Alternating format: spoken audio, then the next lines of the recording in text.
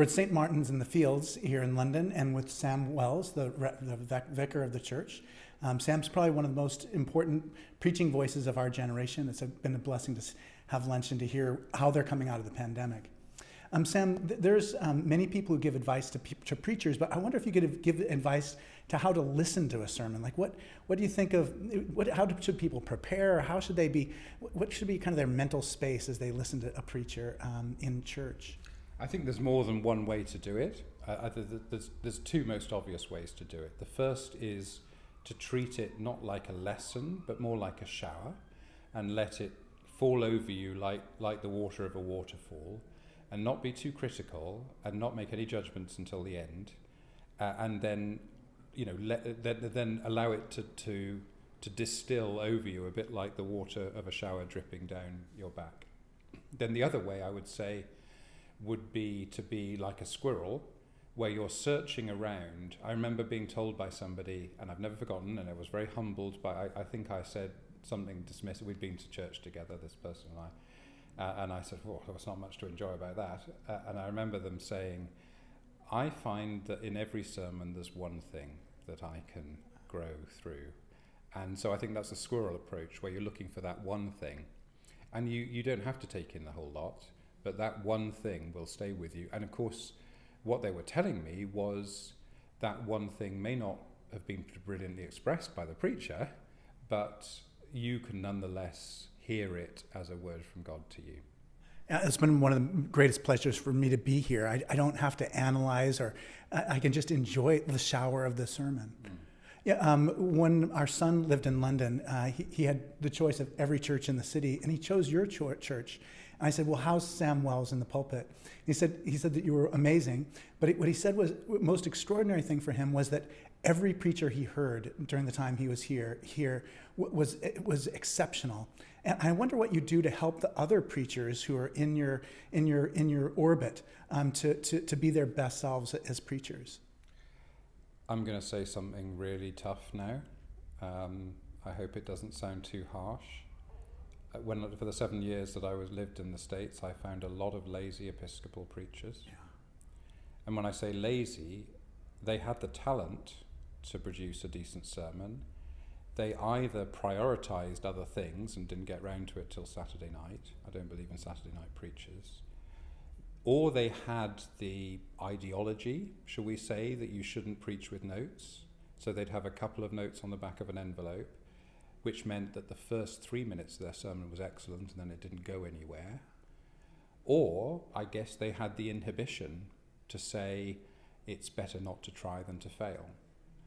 But all of them, almost without exception, had the ability, and you get better at it by trying really hard and working really hard at it. I think the simple best way is to produce a sermon by the Tuesday, to share it either with a person senior to you or with a couple of thoughtful people. Open yourself to their scrutiny, and hope that they won't say, I think you should rewrite the whole thing, because you should almost never say that to somebody. But that they will say things like, that's a really interesting illustration, but wouldn't it be so much more powerful if you finished with it rather than started with it? Or just those kinds of comments. When I comment on other people's sermons, I usually work with the what went well, even better if. Like I did when I was a professor, I would say, this is why I gave this a B+. If you wanted to get an A, these are the 3 things I would like you to have seen, and that's the feedback I try and give to people if they share their sermons with me. And you're very kind to talk about my preaching in that way. I think I've got better over the years. I think I've got better than when I was at Duke, which was obviously a preaching sort of job. I've tried to learn from mistakes. I've tried to evaluate, to go back and read over things, listen to other people, and say, oh, that's good, and then develop, and then recognize what were my particular distinctives, if you like, and try and make those as good. So just to take a simple thing that I think I do better now than I did 15 years ago would be, I realize that reported speech is boring and live speech is really electric. So I'll try never to say, and King Ahab said to Jezebel. I'll try and say, you wicked woman, or something like that. Do you know who said that?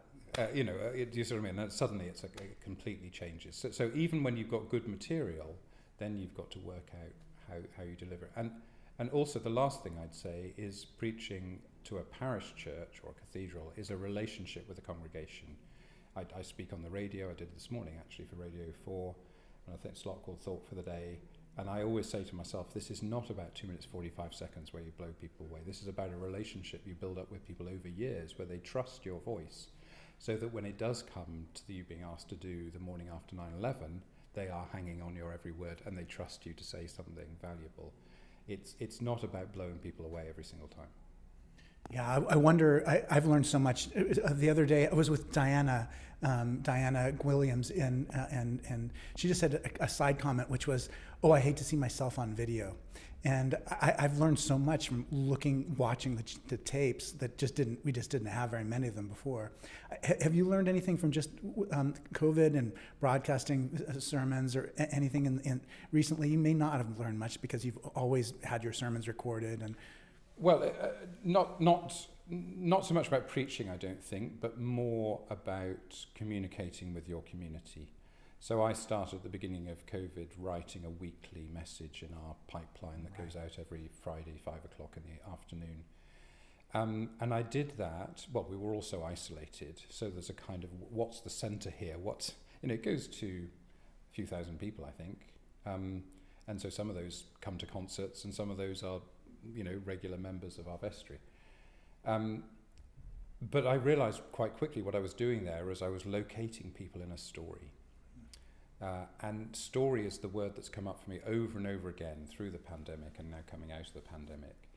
That what we were doing in the pandemic, we were struggling for where we are in the story. We don't know why this had happened, whether we were responsible, whether we could affect our own health or public health positively or negatively, how long it was going to go on, whether there was going to be a vaccine.